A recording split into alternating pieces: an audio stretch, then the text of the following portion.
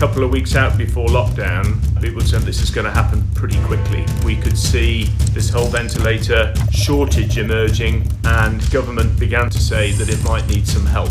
It was all about pace. We need ventilators and we need them fast, but we knew that was going to be a huge challenge.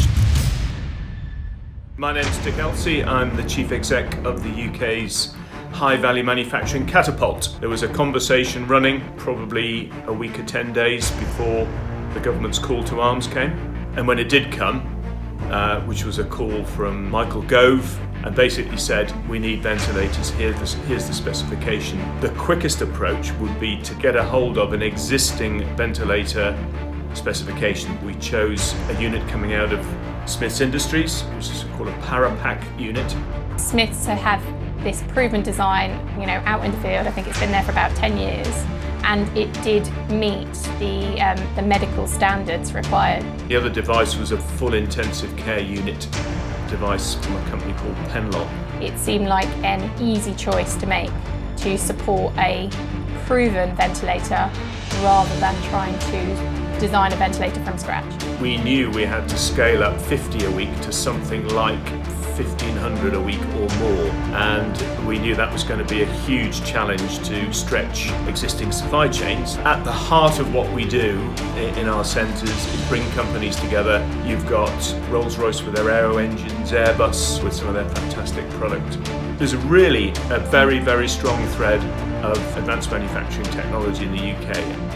In the first sort of 2 or 3, certainly 3 weeks, the core executive team that pulled all of this together, we were working 18 to 20 hours a day. We started off using Zoom, but then all the sort of baggage about Zoom security came into the fore, so we flicked across to Microsoft Teams. Microsoft Teams being absolutely invaluable as a collaboration tool. It saved us so much time, and it saved a lot of confusion, I think, as well, because everybody's working from that same source of truth. It's amazing how everybody's just adapted to it really quickly. It's a very intuitive thing to use, and it's just become part of our project life. It's so easy to just jump on a Teams call and share your document, and both of you then can actually physically see the same thing just in real time. The collaboration and team spirit and stop at nothing culture was and still is quite extraordinary. Everybody has got that singular purpose at the forefront of their mind, and having that clear purpose, the typical boundaries that you have when you're working with a number of different companies have completely disappeared.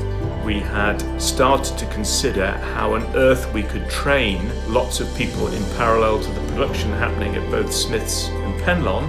We quickly realised that the Microsoft HoloLens 2s could be used with the remote assist capability in order to get that expertise and knowledge out of these guys that have been building ventilators for many, many years. The remote assist capability has been invaluable. At the moment, I can tell you we are meeting the demand signals with what we're supplying. It looks like we didn't end up with this horror story of people queuing up outside of hospital, being unable to get the equipment they needed. The enthusiasm and the dedication and the amount of work that has gone into the UK Ventilator Challenges has been absolutely amazing. We've achieved an enormous amount in an incredibly short space of time. Pulling that off with that sort of depth of camaraderie has just been extraordinary, really, absolutely extraordinary. I've formed bonds with people I've never actually met in the flesh, so only people I've seen through a screen. One of my colleagues said to me, he said, "Hey Dick, look at what we've achieved." He said, "Imagine if we could work like this all the time." So, extraordinary.